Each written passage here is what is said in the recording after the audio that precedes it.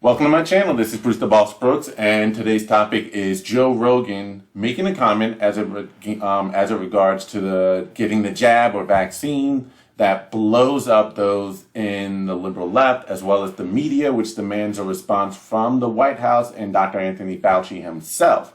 Well, play a clip of both Joe Rogan's initial statements, if you didn't hear it, as well as his follow-up or correction clip, followed by a video from Dr. Fauci's response, and then we'll have a discussion on that. But before we get into that, please don't forget to subscribe to this channel if you're not already subscribed, and also further interact with this channel. I want to encourage you to comment on this video. I want to get your thoughts, as well as don't forget to like this video. And if you are interested in donating to research and development and treatment for the millions suffering from multiple sclerosis around the world, particularly here in this country, feel free to drop a donation. I'll leave a link in the description box below where you can donate to the Multiple Sclerosis Society, in particular the fundraising campaign I have set up on their webpage. I'll put a link in the description box below. Feel free to donate and share with friends and family. Now, this is the comment that Joe Rogan made a couple of days ago, I believe on Tuesday, that blew up the whole world. I want you to listen to it and tell me what you think. Here we go. I do. But if you're like 21 years old and you say to me, should I get vaccinated? I go, no. Yeah. Are you healthy? Are you a healthy person? Like, look, don't do anything stupid, but you should take care of yourself. You should, if you're a healthy person and you're exercising all the time and you're young and you're eating well, and like, I don't think you need to worry about this. Yeah, I tend to agree with you. But there's a lot of jobs that will tell you need to have this. Well, that's what's starting to happen now. People are worried about them doing it for their children. And we talked about this earlier. Yeah. There's that you might have to have your children vaccinated. And, you know, I can tell you as someone who's both my children got the virus, it was nothing. I mean, I hate to say that. If someone's children died from this, I'm very sorry that happened. I'm not in any way diminishing that. But I'm saying the personal experience that my children had with COVID was nothing. One of the kids had a headache. The other one didn't feel good for a couple of days. Yeah. Like, I mean, not feel good. Like no big deal. No coughing. Right. No achy. No like in agony. There was none of that. It was very mild. It was akin to them getting a cold.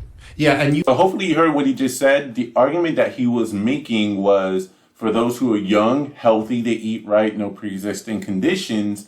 The risks are statistically incredibly low for them to develop severe symptoms, if at all. He even used the example of his two own kids, one who's, I believe, 12, the other one is 10, who got the Modella virus, and their symptoms were extremely mild. What he's arguing is they represent the rule. They represent the norm statistically for those who get the virus, that yes, you can be young, yes, you can get the virus, but your likelihood of it being nothing more than a bad cold, if you get any symptoms at all, is extremely low. The chances of it being anything more than a severe cold is extremely low. You can find examples of young, healthy individuals who develop more severe symptoms, potentially long-term effects, yes. But they are an exception, not the rule. Statistically, that it is very rare. It's possible, but very rare. So with that being the case, should you really be concerned? That was the example, and he was going off of, again, personal experience as a father watching his own two young kids deal with the Modella virus. So that's the question that is raised. And for those, if you like to comment in the comment section and do the research, is he wrong? In terms of the percentage based on numbers, yes, you can find numbers of young, healthy individuals who not only tested positive, but testing positive doesn't really mean much. It's a matter of, did they develop severe symptoms? What percentage of that out of the total positive cases are they? So that was the comment he made, which developed severe backlash and responses from everyone on the left, I would say, whether it be individuals on the internet, as well as mainstream media, which prompted them to speak out not only against Joe Rogan, but also against his employer, Spotify, shaming them into potentially being canceled if they didn't correct themselves, which then prompted Joe Rogan to respond with this. I didn't say I'm not an anti-vax person. Right. In fact, I said I believe they're safe and I encourage many people to take them. My parents were vaccinated. I just said, I don't think that if you're a young, healthy person that you need it. Their argument was you need it for other people. So you don't transmit the virus. That makes more sense. So but that's a different argument. That's I'm a different young, conversation. not so healthy person. All these people that are saying, and in many ways, listen, here's the thing. These are not like planned statements. Let's be real clear. Yeah. When I say something stupid, I'm not thinking about what I'm going to say before I say it. I'm just saying it, right? I don't have an off-air and on-air voice. I don't. No. I have me. This is it. Yeah. Yeah. I got through the fucking net and I'm swimming in open water. Okay? And that's just how I live. Yeah. I don't, like, if you say you disagree with me, I probably disagree with me too. I disagree with me all the time. If someone said, you have, young, healthy, 21-year-old people who eat well and exercise are not at high risk for coronavirus, but you should think about other people, I would say, well, that's a different argument, and yes, that makes sense. But I would say, aren't those people vaccinated? And I'm not a doctor. I'm a fucking moron. And I'm a cage fighting commentator who's a dirty stand-up comedian who just told you I'm drunk most of the time. And I do testosterone and I smoke a lot of weed. But I'm not a respected source of information, even for me. If I say things, I'm always going, check on that, Jamie. I don't know if that's true. Right. I do that all the time. Right. But I at least try to be honest about what I'm saying. Or what you feel. Yes. Yeah. Now, I'm not going to say that Joe Rogan caved, he has no spine, because he did try to hold his own a little bit. He walked, in my mind, a very fine, tight line between caving in and appeasing the mob while at the same time standing behind his original statement. Yes, he caved into his corporate, the corporation that sponsors him, Spotify, as well as the mob, by being self-deprecating, as you heard there. He said, don't listen to me. Who am I? I'm an idiot. I'm a drunk. I get high a lot. I'm a comedian, cage fighting or ultimate fighting commentator. I have no real credentials. And I need to get fact-checked myself a lot of times, which is a very honest thing to say. And it is a fact. It is true. He always says, Jamie, go check that, which I love an individual who is willing to say, you know what? I'm not always right. Let's just check to see if that is correct and always be willing to fact check themselves. But he did try to walk back by saying, don't listen to me. He did, though, hold his own by saying the original argument that I made as Joe Rogan is that if you're young and healthy, you may not be at a high risk, and that's still true. However, if the argument now that you're trying to make is that you're doing it for the less vulnerable, that's a different conversation, and you may have me on that. Now, he didn't delve into great deal, but he did bring up a question in a conversation that I would like to have at the end of this video. But before we do, I do want to get the response that Dr. Fauci made to Joe Rogan's comment. And the reason I believe that the mob got so upset about this, so triggered, despite the fact that they were saying, don't listen to him, who is he, which they're right. But the reason why they got so triggered, and even the reason why the mainstream media had a response to this, and why the White House and Dr. Fauci, is because he does have a lot of power and sway and clout. He has a huge platform of tens of millions of individuals who either watch his podcast on YouTube. He definitely has over 10 million subscribers. I believe perhaps the largest channel on YouTube. And then his podcast reaches hundreds of thousands and millions or more as well for those who just listen. He has a huge audience of individuals that listen to what he has to say because he identifies with the larger majority of the country who don't identify just as Democrat or Republican, but rather more so in the middle of independence. And he has the ear of these individuals. So they need to come down hard on him and to shame anyone who potentially was listening to or following his thought processes in that original conversation. So let's go ahead and listen to Dr. Fauci's response. Quickly, I want to ask you, popular podcast host Joe Rogan, you may have heard about this, made comments about young people getting vaccinated. It's getting a lot of buzz. He said, if you're like 21 years old and you say to me, should I get vaccinated? I say no. If you're a healthy person and you're exercising all the time and you're young and you're eating well, I don't think you need to worry about this. Saying young, healthy people shouldn't get vaccinated. Just quickly, your response? Well, that's incorrect, Savannah. And the reason why is that you're talking about yourself in a vacuum then. You're worried about yourself getting infected and likelihood that you're not going to get any symptoms. But you can get infected and will get infected if you put yourself at risk. And even if you don't have any symptoms, you're propagating the outbreak because it is likely that you, even if you have no symptoms, that you may inadvertently and innocently then infect someone else who might infect someone who really could have a problem with a severe outcome. Yeah. So if you want to only worry about yourself and not society, then that's okay. But if you're saying to yourself, even if I get infected, I could do damage to somebody else, even if I have no symptoms at all. And that's the reason why you've got to be careful and get vaccinated. Yeah, so you say young health. I hope you were paying attention to Fauci's response there. And if you heard him or listened carefully, you'll see at no point did he dispute Joe Rogan's claim that young, healthy individuals are at high risk. At no point did he say that 50% of all hospitalizations due to the Modella virus were of young, healthy individuals in their 30s and 20s and teens. At no point did he say over 40, 45, 50%, 90% of all deaths related to the Modella virus were of young, healthy individuals. He didn't dispute that.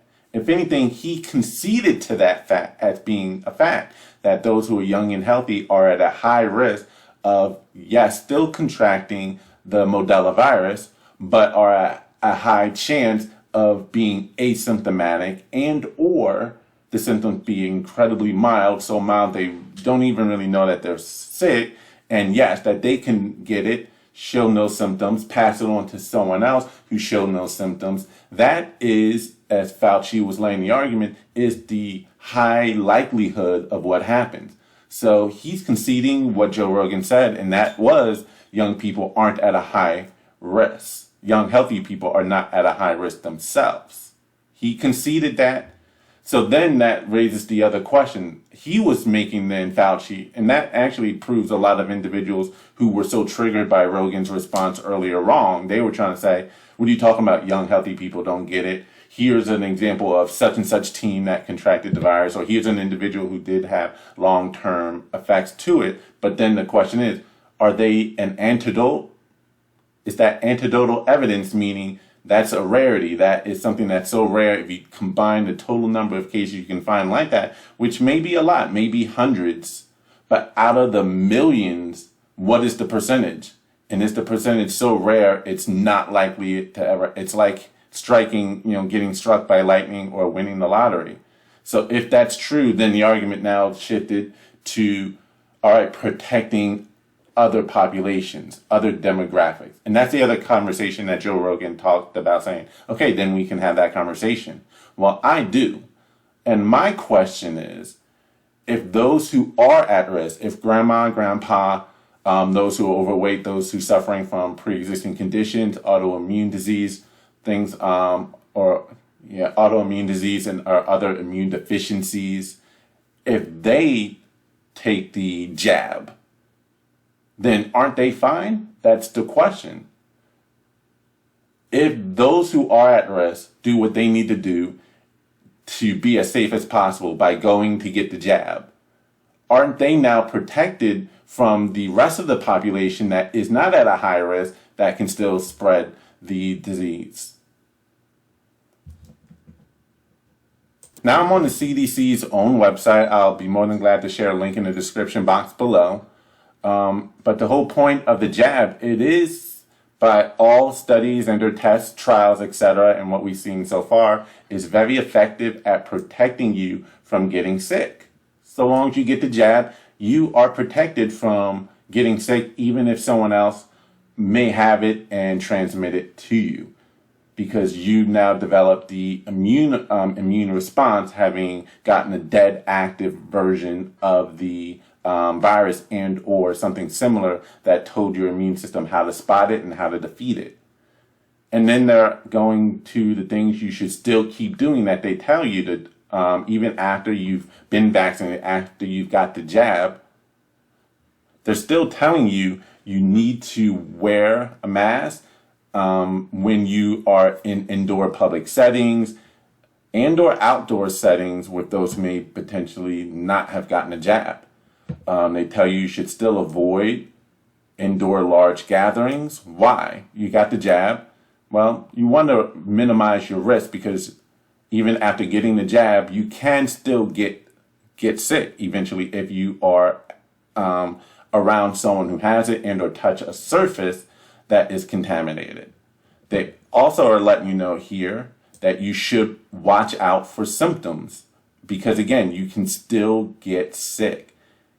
And even after getting the jab, if you can not only can you still develop symptoms somewhere down the road if you get infected, again, whether by touching an infected surface or being in contact with an individual who has it and doesn't know that they have it, but that you should still social distance and stay away from others because you can still, the chance is low, the risks are low, but you can still transmit it if you do have it now to someone else.